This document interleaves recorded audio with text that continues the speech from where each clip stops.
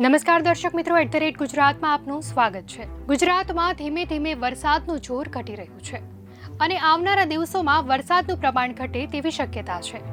છેલ્લા કેટલાક દિવસોથી રાજ્યના કેટલાક જિલ્લામાં ભારેથી અતિભારે વરસાદ પડ્યો હતો, તો કેટલાક જિલ્લામાં પૂર જેવી સ્થિતિ પણ સર્જાઈ। હવામાનની આગાહી અનુસાર ગુજરાતની આસપાસ હાલમાં કોઈ મોટી સિસ્ટમ ન હોવાને કારણે રાજ્યમાં વરસાદ ધીમો પડશે। આ ઉપરાંત મોન્સૂન ટ્રફ ઉત્તર ભારત તરફ ખસી ગઈ છે, જેથી ઉત્તર ભારતના રાજ્યોમાં હવે વરસાદમાં વધારો થશે। ગુજરાતમાં જૂનમાં શરૂ થયેલા ચોમાસાને લગભગ 2.5 મહિના પૂરા થયા છે। સામાન્ય રીતે સપ્ટેમ્બર મહિનામાં ચોમાસું ગુજરાતમાંથી પરત ફરે છે, જોકે ગયા વર્ષે ઓગસ્ટ મહિનામાં વરસાદની ખૂબ જ અછત રહી હતી। ગુજરાતમાં આ વર્ષે સરેરાશ કરતાં વધારે વરસાદ પડ્યો છે। ગુજરાતમાં આગામી 4 થી 5 દિવસ સુધી અમુક વિસ્તારોમાં સારો વરસાદ થવાની શક્યતા છે।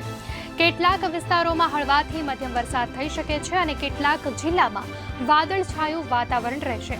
જોકે હવામાન વિભાગે આપેલી માહિતી અનુસાર રાજ્યમાં અમુક જિલ્લાને બાદ કરતા ભારે વરસાદની શક્યતા દેખાતી હતી, એટલે કે ગુજરાતમાં જુલાઈ બાદ જે અત્યંત ભારે વરસાદ પડ્યો હતો અને કેટલાક વિસ્તારોમાં પૂરની સ્થિતિ પેદા થઈ હતી, તેવી સ્થિતિ થવાની શક્યતા હવે ઓછી છે।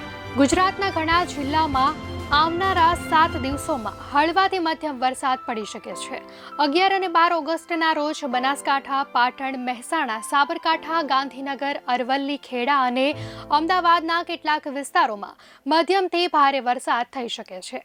આ ઉપરાંત સૌરાષ્ટ્રના રાજકોટ, સુરેન્દ્રનગર, પોરબંદર, જૂનાગઢ, અમરેલી, મોરબી અને ગીર સોમનાથમાં પણ વરસાદની શક્યતા દેખાઈ રહી છે। હવામાન વિભાગે આપેલી માહિતી પ્રમાણે 13 અને 14 ઓગસ્ટે રાજ્યના વડોદરા, પંચમહાલ, છોટાઉદેપુર, નર્મદા, ભરૂચ, સુરત, ડાંગ, તાપી, નવસારી અને વલસાડ જેવા જિલ્લામાં હળવા અને છૂટાછવાયા વરસાદની સંભાવના છે।